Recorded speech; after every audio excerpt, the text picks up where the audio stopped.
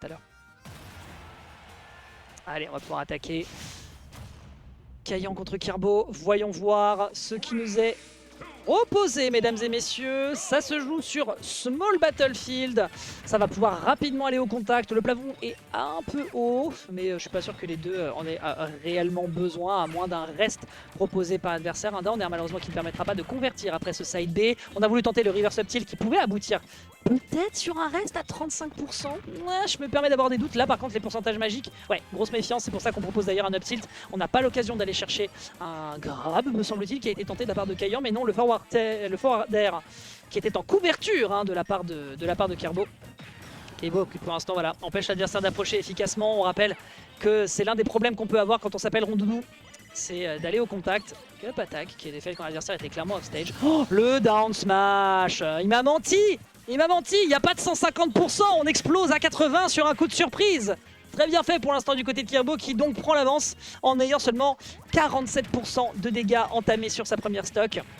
Mais t'as vu que on a l'air de bien gérer les conditions du match-up du côté de la team S-Fam. Ok, c'est un sour spot malheureusement. Ouh, l'up smash.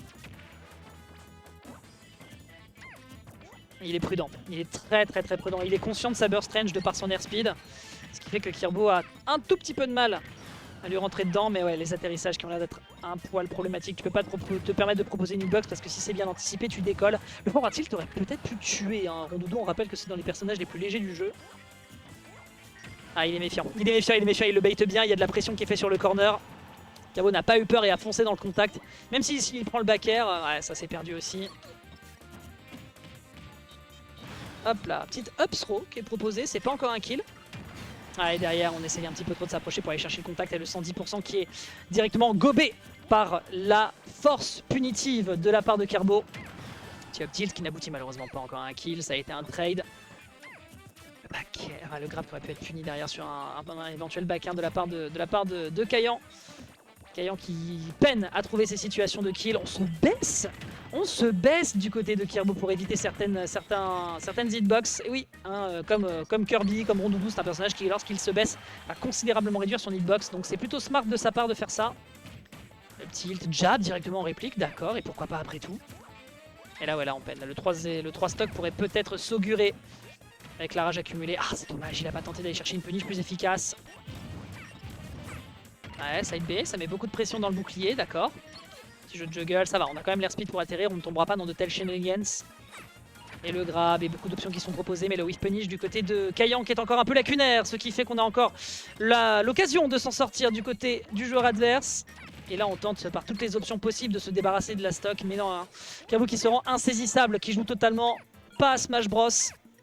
À coup d'hitbox par tous les côtés, qui profite bien d'Ashin Dashot pour essayer d'esquiver derrière ce whip grab qui je pense sur leur box shift permet d'aller chercher le punish sur le back air.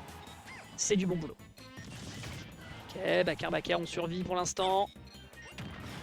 Down air qui aurait pu peut-être tuer dans l'autre sens, je ne sais pas. Que sais-je, down air. Pas de conversion de l'autre côté. Ah, c'est dur là, c'est très dur, on est beaucoup sous pression, puis là c'est % avec un retard pareil. Bah, c'est un peu la panique, d'autant plus que là il part sur des side B puisque ce sont les bread and butter de Rondoudou, mais il va peut-être falloir changer de stratégie parce que side B à ces pourcentages là, tu sais très bien qu'une punish peut arriver dessus. Très joli pour empêcher l'adversaire de récupérer le ledge. C'est un 1-0 qui est récupéré pour le moment de la part de Kirbo. Les conditions du match-up vont être coriaces pour Kayan pour s'en sortir. Alors, on repart sur son battlefield, pas le temps de niaiser. Comment on se recompose face à ça, va falloir être plus prudent sur la manière dont on approche. En tout cas, oui, c'est vrai, il y a eu des conditions dans lesquelles au niveau du neutral, on était bien patient du côté de Kayan, mais un Game & Watch qui a de l'avance, c'est un Game & Watch qui va poser problème pour réussir à faire la remontada. C'est en général un perso qui, voilà, quand il y a de l'avance, c'est dur de revenir. Et là, il nous l'a parfaitement illustré. Down air, bien joué. On saute à pieds joints dans la feuille de papier, mais sans plus.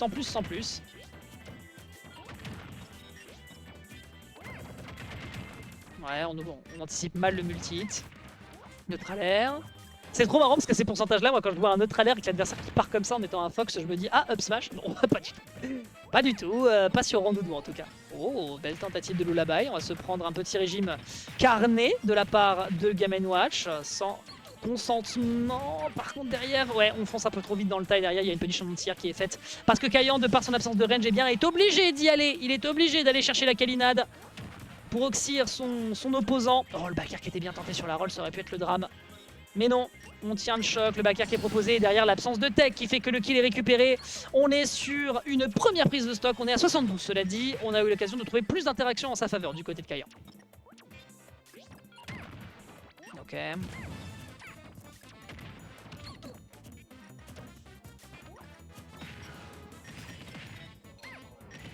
Ouais, c'est dur. Et pourtant, on a l'air speed hein, pour éviter ce genre d'agression. La Forwarder qui est bien posé en couverture. Un Kirbo qui est vraiment très calé. Hein. On voit bien comment l'adversaire veut lui rentrer dedans. Il sait bien qu'à un moment, il y a un atterrissage qui va se faire. Donc on part très loin. Redashin, on trouve un grab. L'adversaire a déjà 76%. Bien joué sur le down smash. On est vraiment très précis sur la manière dont on peut choper l'adversaire. Oh, trouve le back air, mais la DI permet de tenir encore le choc.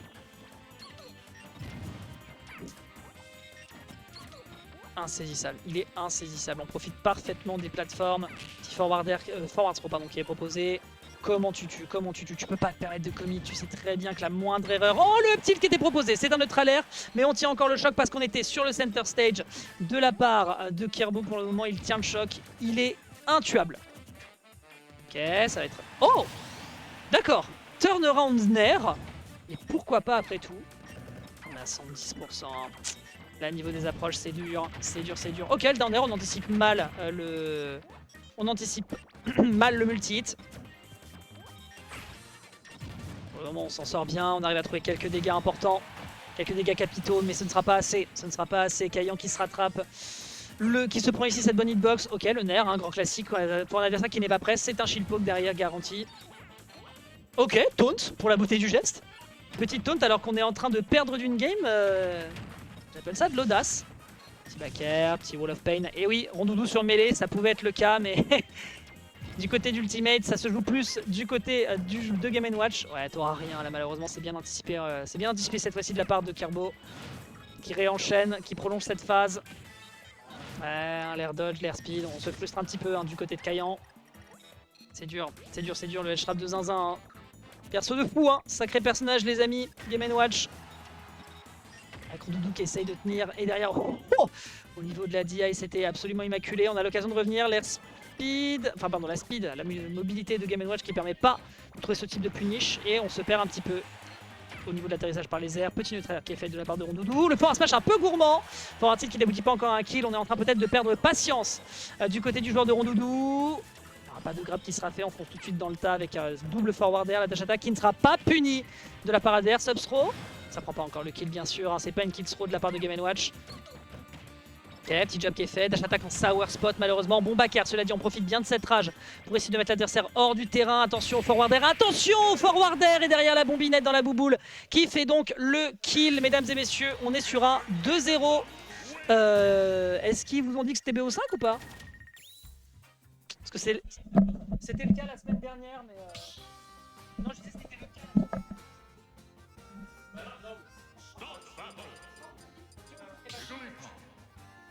On a dit, je te fais confiance. À la base, normalement, c'est pas des BO5, mais du coup, je l'avais pas changé sur mon overlay. Voilà, on est en BO5, mesdames et messieurs. Très bien, BO5 donc entre les deux joueurs. Écoutez, si on a de l'avance et que les staffs nous le disent, moi je fais confiance. J'aimerais juste rentrer avec les derniers transports à minima, s'il vous plaît.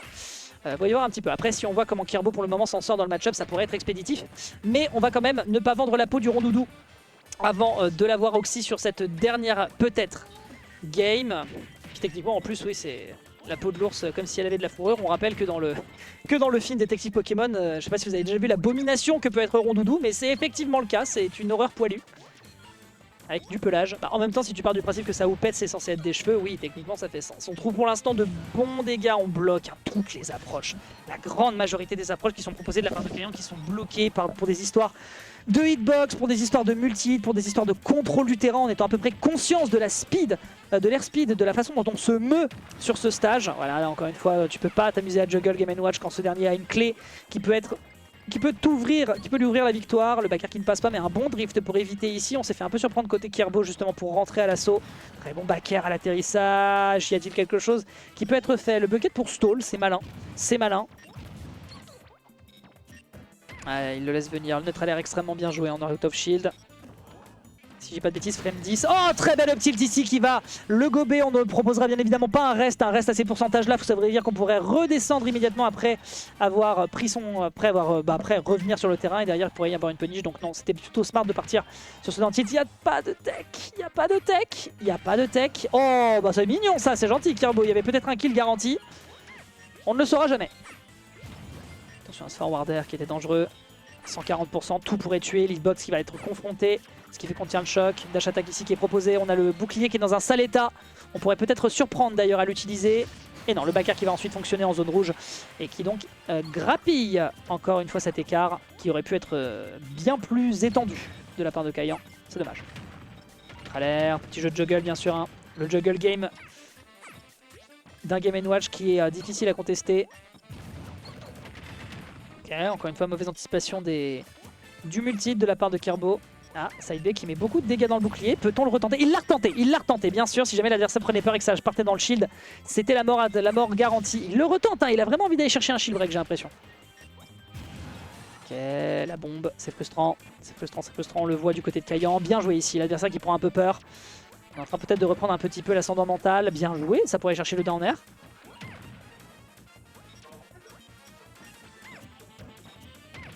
Ok, un petit peu plus de mal à se positionner du côté de Kirbo. Il se pourrait peut-être qu'il se passe quelque chose sur ce set. Ah, le nerf bien tenté qui n'aboutit à rien. Bury, forward smash, c'est la fin des haricots. On est sur sa dernière stock du côté de Kaiyan. Ça pourrait être la dernière côté winner. On est à 85%, 92% cette fois-ci. On est à ça hein, de crever avec la légèreté du personnage. Mais le backer, hein, l'un des plus létaux, qui va réussir enfin à rentrer pour trouer cette feuille de papier qui s'en sort. Un 8 qui est proposé de la part du joueur de la Team Spam. Il veut retenter le kill, il veut retenter le spectacle, il veut retenter la vanne. Et il tient le choc, hein, il survit, il prouve qu'il existe, il résiste. Hop là, petit up-tilt qui a été retenté, le down air derrière, on n'a pas le temps de le gérer sur l'atterrissage. On se perd un petit peu peut-être du côté de l'adversaire. Il aurait pu y avoir un reste, maybe, à ces pourcents. Non, on était peut-être trop haut, la légèreté de Game & Watch qui est déjà consommée, ce qui fait qu'on va devoir trouver autre chose du côté de Kaiyan, mais Kaiyan résiste, Kaiyan tient le choc et rentre dans les défenses adverses. On est déjà à 61% sur un commit adverse, ça pourrait être dramatique. Le grab malheureusement qui se perd, on a un up B qui est proposé de l'autre côté, le forwarder qui ne passe toujours pas. Toutes les options qui sont proposées du côté de Kirbo pour essayer de dire à l'adversaire non mon pote tu ne l'auras pas, ce down smash qui n'est pas un sweet spot et heureusement d'ailleurs. Peut-être qu'on va drop pour backer, non. On propose un down air qui est proposé ici, derrière un petit jab pour surprendre. Oh, il aurait pu y avoir quelque chose peut-être de dramatique sur ce down air, le nerf qui permet de reprendre le contrôle de terrain, ça s'enchaîne de tous les côtés. Kaiyan qui lâche pas l'affaire, qui montre les crocs et les griffes, si tant est que Rondoudou puisse en avoir. Ce forwarder qui aurait pu être terriblement dangereux, ça le frustre énormément. Je ne sais pas ce qui se passe, peut-être une histoire de manette. On va revenir de l'autre côté du terrain. Pas de punish qui est faite, faut pas s'impatienter sur notre alerte qui le sauve un petit peu. Et le drift qui est propre. Il y a du mental, il y a vraiment beaucoup de mental. On saute et on se prend la bombe.